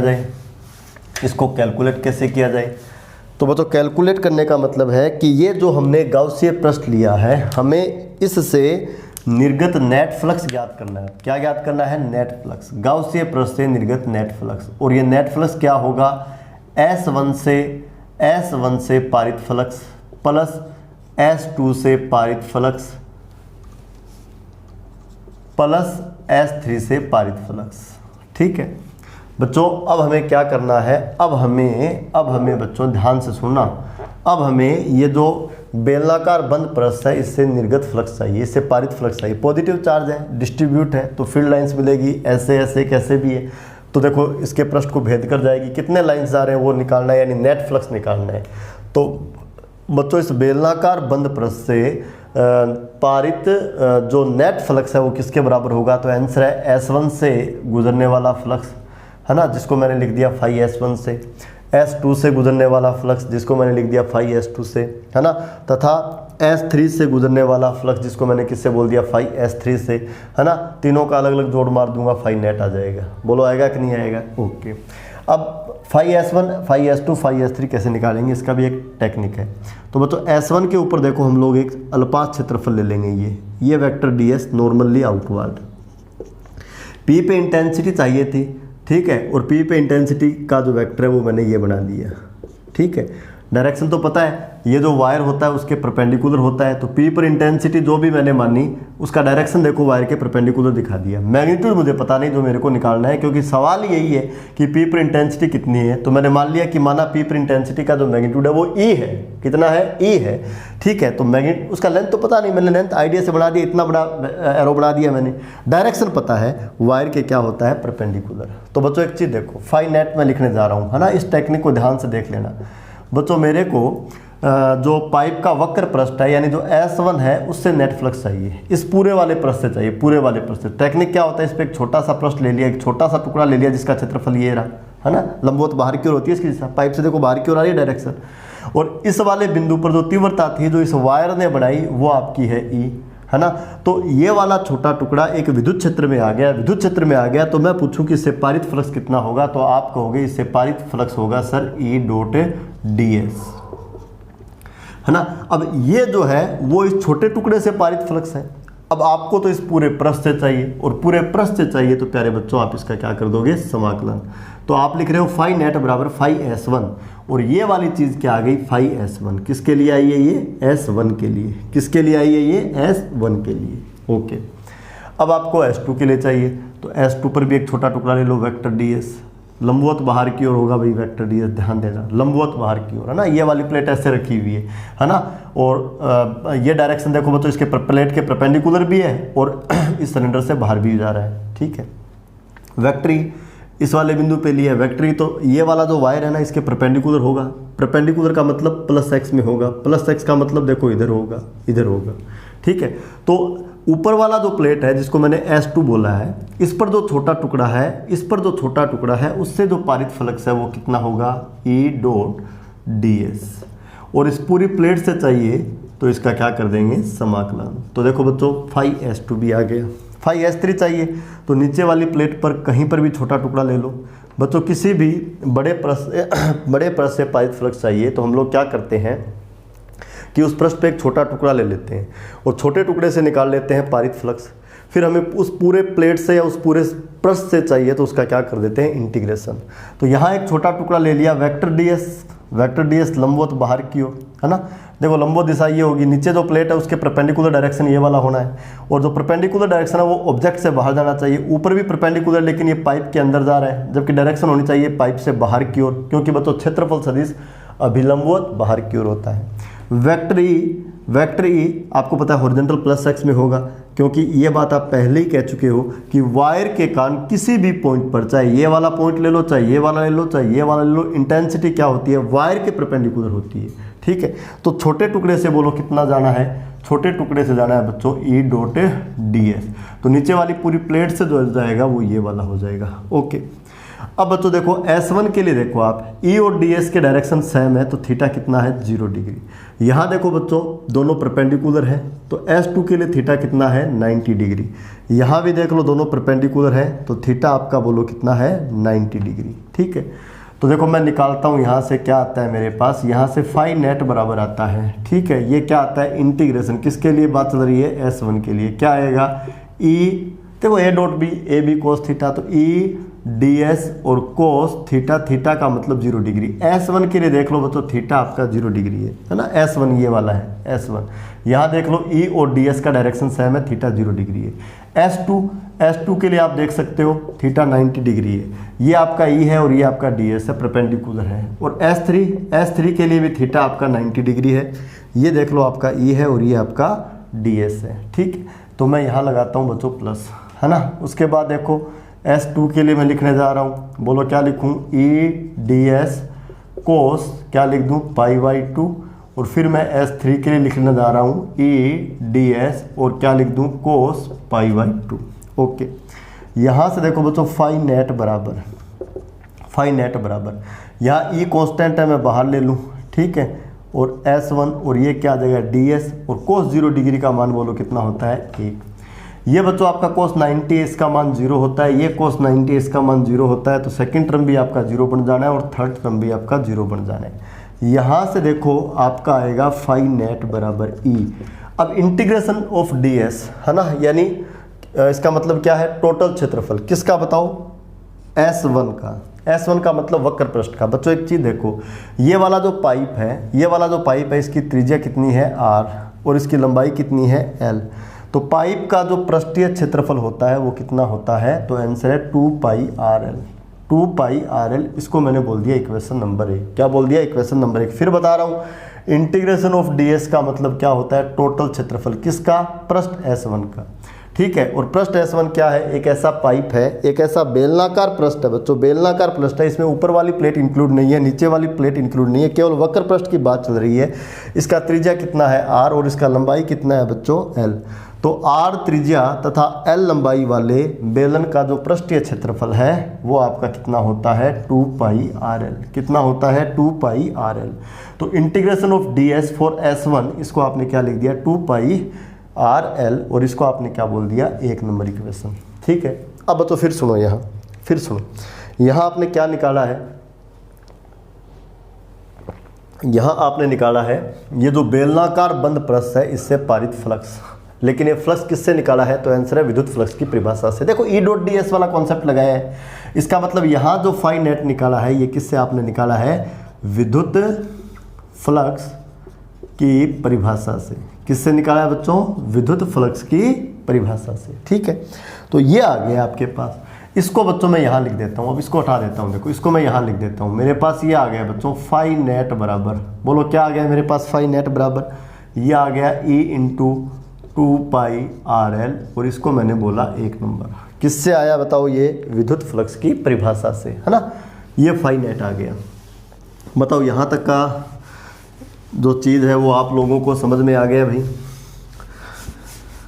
कमेंट में लिखो यस और नो। जो बच्चे यहाँ तक की चीज़ें समझ चुके हैं, जिनको ये बातें समझ में आ गई, कमेंट में लिखो यस और नो, है ना, एग्ज़ाम में ये चीज़ आने वाली है।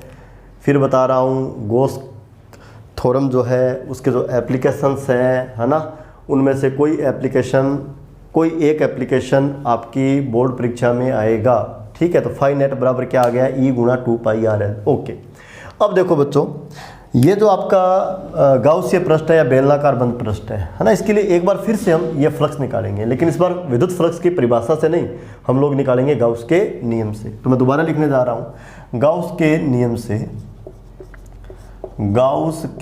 नियम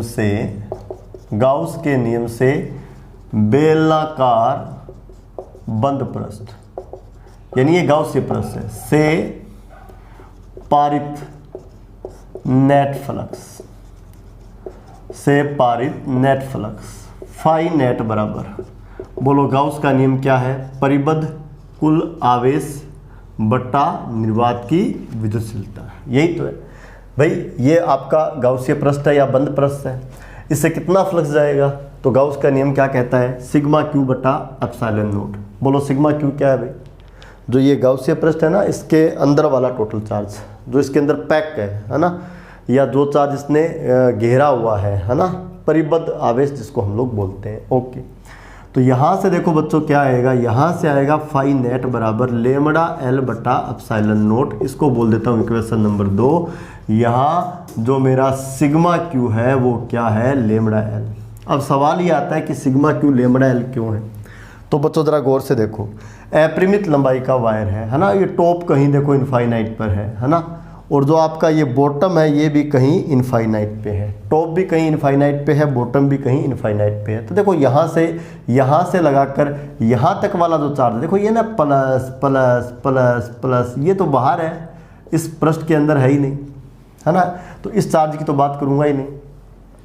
अब यहाँ से लेके बॉटम तक का जो चार्ज है ये भी देखो इसके बाहर है ना, यहाँ से लेके यहाँ तक का ये वाला जो चार्ज है वो इस बंद पृष्ठ के अंदर है, और मेरे को बच्चों बाहर वाला चार्ज चाहिए नहीं, क्योंकि आपको पता है कि फ्लक्स में बाहर वाले चार्ज का कोई योगदान नहीं होता। मैं आपको बता चुका हूँ, केवल अंदर वाले चार्ज का योगदान होता है, ये परिबद्ध आवेश होता है। तो सिग्मा क्यू वो वाला चार्ज है जो यहाँ से यहाँ तक के तार पर उपस्थित है, और यहाँ से यहाँ तक का जो वायर है उसका लेंथ L होगा। भाई सिलेंडर का लेंथ आपका कितना है, L, तो यहाँ से लेके यहाँ तक का जो वायर है उसका लेंथ भी बच्चों कितना होना है, L। इसका मतलब आप L लंबाई के तार पर चार्ज निकाल लो, वो ही परिबद्ध आवेश होगा। यहाँ से यहाँ तक का जो वायर है उसका लेंथ कितना है, L, और इस L लेंथ के वायर पर आप चार्ज निकाल लो, वही आपका सिग्मा क्यू होगा, वही आपका पैक वाला आवेश होगा, वही आपका परिबद्ध वाला आवेश होगा। आपको इस आवेश से कोई मतलब नहीं, आपको इस आवेश से कोई मतलब नहीं, ये तो बाहर पड़े हैं, आपको तो अंदर वाला चार्ज चाहिए, यानी L लंबाई के वायर पे आपको चार्ज निकालना है। तो प्यारे बच्चों, एकांक लंबाई पे आवेश आपको गिवन होगा ये। अरे भाई लेमड़ा क्या है, लेमड़ा है एकांक लंबाई पर आवेश। अरे एकांक लंबाई पे आ गया तो 100 लंबाई पे चाहिए तो 100 का गुणा, 5 लंबाई पे चाहिए तो 5 का गुणा, आपको L लंबाई पे चाहिए तो इसको किससे गुणा कर दोगे, L से गुणा, है ना। तो आपके पास क्या आ जाएगा, L लंबाई पर चार्ज, और L लंबाई पर जो चार्ज है वो परिबद्ध आवेश है, और सूत्र में आप उसको किससे लिख रहे हो, सिग्मा क्यू से। तो ये किसका मान है प्यारे बच्चों, सिग्मा क्यू। अरे फिर सुन लो, आपको डेंसिटी दी हुई है, चार्ज डेंसिटी दी हुई है। चार्ज डेंसिटी का मतलब क्या है, एकांक लंबाई के तार पर आवेश। अरे एकांक लंबाई के तार पर आवेश कितना दिया हुआ है, लेमड़ा। तो 4 पे पूछे तो एकांक लंबाई पर आवेश लेमड़ा है, तो 4 पे कितना होगा, लेमड़ा गुणा 4। 6 पे कितना, लेमड़ा गुणा 6। 7 पे कितना, लेमड़ा गुणा 7। और L पे कितना, लेमड़ा गुणा L। और L लंबाई के तार पे जो चार्ज है वो परिबद्ध आवेश है, उसको यहाँ सिग्मा क्यू से लिखा गया है। इसका मतलब लेमड़ा L का मतलब क्या है बच्चों, सिग्मा क्यू। क्या है, सिग्मा क्यू। अरे आपको डेंसिटी यदि दिया हुआ है ना, चार्ज डेंसिटी दिया हुआ है ना, तो किसी भी लेंथ के वायर पर यदि आपको चार्ज पूछे, आप डेंसिटी को उस लेंथ से मल्टीप्लाई कर दो, चार्ज आ जाएगा। तो बच्चों आपको L लंबाई के वायर पे चार्ज चाहिए, तो डेंसिटी को इस लेंथ से मल्टीप्लाई कर दो, वो चार्ज आ जाएगा। और सूत्र में आपने उसको किससे लिखा हुआ है, सिग्मा क्यू से। सो सिग्मा क्यू को भैया मैंने क्या लिखा है, लेमड़ा L। चलो आप लोग कमेंट में बताओ, क्या आपको सिग्मा क्यू का मान निकालना आ गया, यस और नो। क्या आपको सिग्मा क्यू का मान निकालना आ गया, क्या ये चीज़ आपको समझ में आ गई। यस और नो बताइए मेरे को। बोलो सिग्मा क्यू कितना, लेमड़ा गुणा एल। ओके, अब देखो बच्चों 1 और 2 तो बराबर हैं, 1 और 2 तो बराबर है बच्चों, है ना। 1 और 2 तो भाई बराबर है। क्यों बराबर है? एक तो बच्चों विद्युत फ्लक्स के परिभाषा से, ये जो आपका गाउसीय पृष्ठ है उससे पारित फ्लक्स, और 2 गाउस के नियम से यानी दूसरे अप्रोच से इसी पृष्ठ से पारित फ्लक्स। तो ये तो बराबर है, इनको बराबर कर दो। तो 1 से आप कहते हो कि फाई नेट कितना है, ई गुणा 2 पाई आर एल, और 2 से कहते हो ये कितना है, लेमड़ा एल बट्टा ये आपका एप्सिलॉन नोट है भाई, एप्सिलॉन नोट। तो यहाँ से देखो बच्चों L से L आपका कैंसिल, L से L आपका कैंसिल, और आपको E कितना मिल गया, तो E आपको मिल गया लेमड़ा बट्टा 2 पाई एप्सिलॉन नोट आर, ये मिल गया, ये 3 नंबर। और यही रेखीय आवेश के कारण तीव्रता है। यही क्या है, रेखीय आवेश के कारण तीव्रता। यही क्या है बच्चों, रेखीय आवेश के कारण तीव्रता। तो बच्चों रेखीय आवेश के कारण आर दूरी पर जो बिंदु P था, यहाँ जो इंटेंसिटी बनेगा उसका मैग्नीट्यूड कितना होगा, तो आंसर है E बराबर lambda by 2 pi epsilon naught r, है ना। लेमड़ा और आर का मान रखो, है ना, एकदम से E आ जाएगा आपके पास। तो E बराबर कितना, लेमड़ा बटा 2 पाई एप्सिलॉन नोट आर, है ना। इस पर न्यूमेरिकल भी आते हैं, तो ये फार्मूला भी डायरेक्ट आपको याद रखना चाहिए।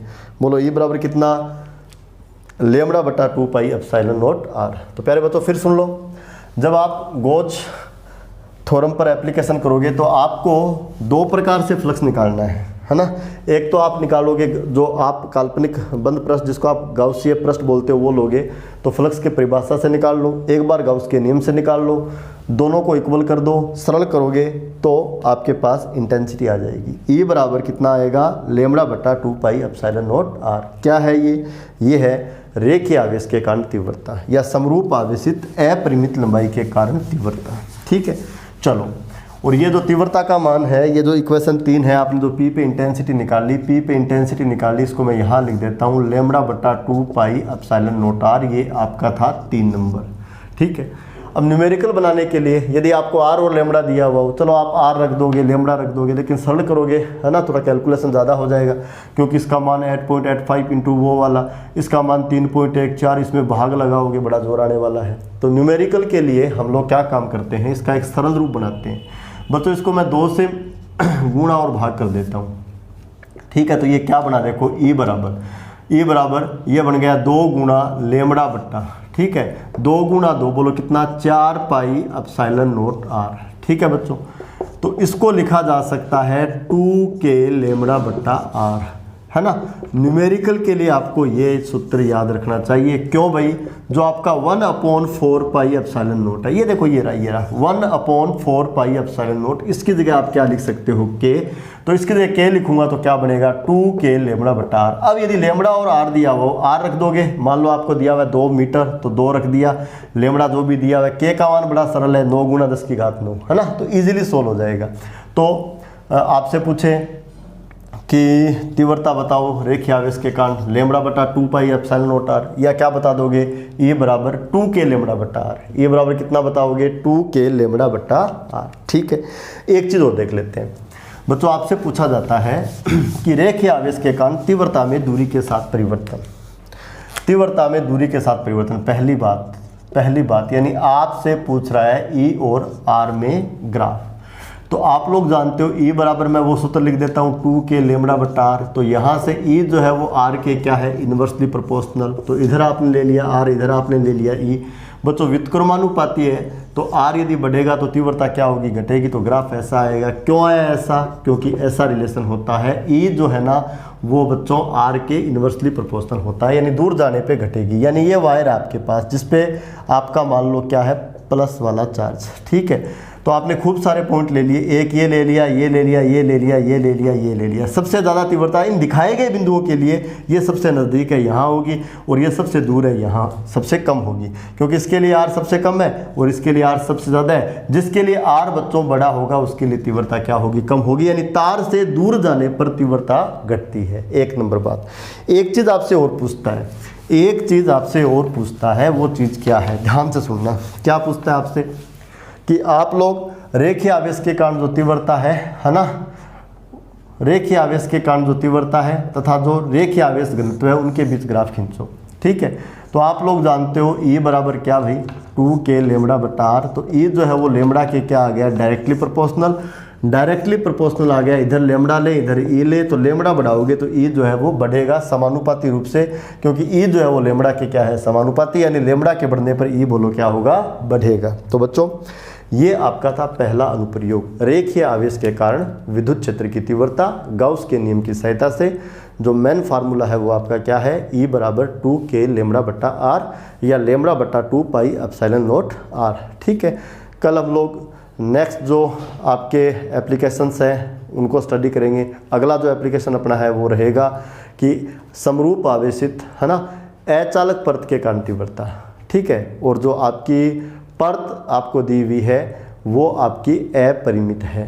कौन सी परत है, अपरिमित परत है। तो बच्चों आज की जो क्लास है उसको हम लोग यहीं कंप्लीट करते हैं। Okay, thank you.